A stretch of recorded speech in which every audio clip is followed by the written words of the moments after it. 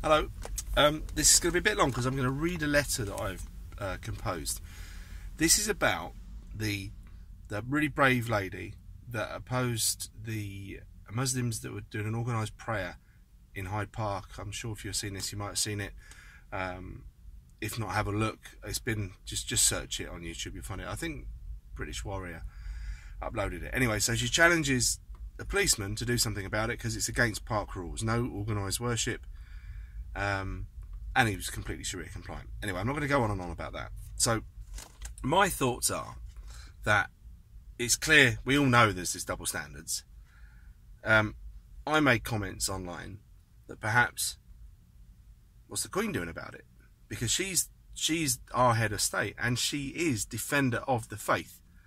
It's in her best interests to address this. I would have thought she might be, who knows, she might not have any power really, and she may be Sharia compliant. Anyway, this is the letter. I've looked into how to do it. So it starts, Madam, I'm writing this letter to you as a proud and loyal subject. Unfortunately, the reason is because of my deep felt concern. My concern relates to the crisis of Christianity in Great Britain. I understand your role of defender of the faith has come under some criticism, and pressure is building to change that role to defender of the faiths, plural. And I applaud you for your resolution in not bowing down to this pressure. My hypocrisy is that I'm an atheist, but I embrace my Christian culture and the fact that so much of our country's history is entrenched in our religion. I believe strongly in freedom of religion, expression and speech, and feel that these rights are being eroded by the expansion of Islamification of our land. I'm sure that you're aware that Islam is benefiting from double standards, and I want to bring to your attention a video taken recently on a Sunday in Hyde Park. A very brave lady was offended by the sight of a group of Muslim men praying together in what was clearly an organised worship, in brackets, which is strictly forbidden.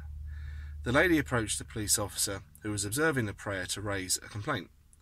I urge you, Your Majesty, to please view this video and see how the officer was unwilling to enforce park rules, and the lady was also surrounded by these men, and this was, in my view, intimidation.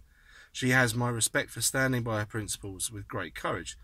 Unfortunately, the police officer was, in my opinion, intimidated by these Muslims and took no action at all. Now, I've put a link to a page where she can find a video. The park rules state clearly that organised worship is forbidden for any religion, and there are many examples of Muslims ignoring this. And you alone has the authority to allow worship, Your Majesty.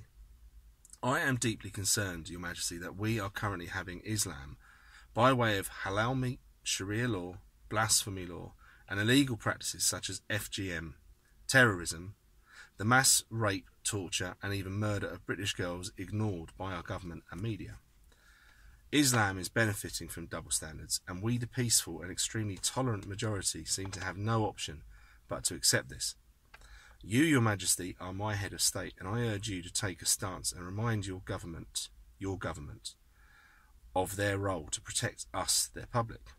I do not expect you to assert Christianity as being above any other faith, as I know you believe strongly in freedom of religion. However, please, Your Majesty, make it clear that these double standards are unacceptable, and insist that our state enforces the same laws and rules on all faiths. My fear, Your Majesty, is that left unchecked, and with the acceleration in recent years of the Islamization, I can't say that word, of Great Britain, that this very intolerant faith will continue to dominate us. I do not want to lose my freedoms, Your Majesty, of which I am thankful. There is a very real threat that the majority of peaceful and tolerant British peoples will lose patience with their government and start to take measures themselves to address this clear and obvious imbalance. Civil unrest can lead to civil disobedience and eventually to civil war. The thought of that is abhorrent to me as a pacifist. Richard the Lionheart took to Jerusalem to fight for Christianity from a violent jihad from Islam.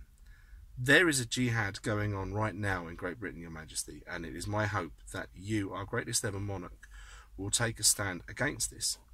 I am aware that the nature of this letter seems dramatic, but I feel strongly about the freedoms my country offers me, and I am so concerned that they are disappearing quickly, and I want my daughters and yet to be born grandchildren to enjoy the same freedoms after I am no longer around. And it ends as, I have the honour to be, Madam, Your Majesty's humble and obedient servant. I put my name, which I'm not going to say on here, because it's not Winston Smith's taxi. First of all, I know that's well over the top, and some of you would have just probably even turned off halfway through reading that. But if you think that maybe there's a chance here that this could get a bit of traction, but one letter isn't enough. You know, I think something organised, and that letter's probably well over the top. Perhaps someone reading this knows someone, share it.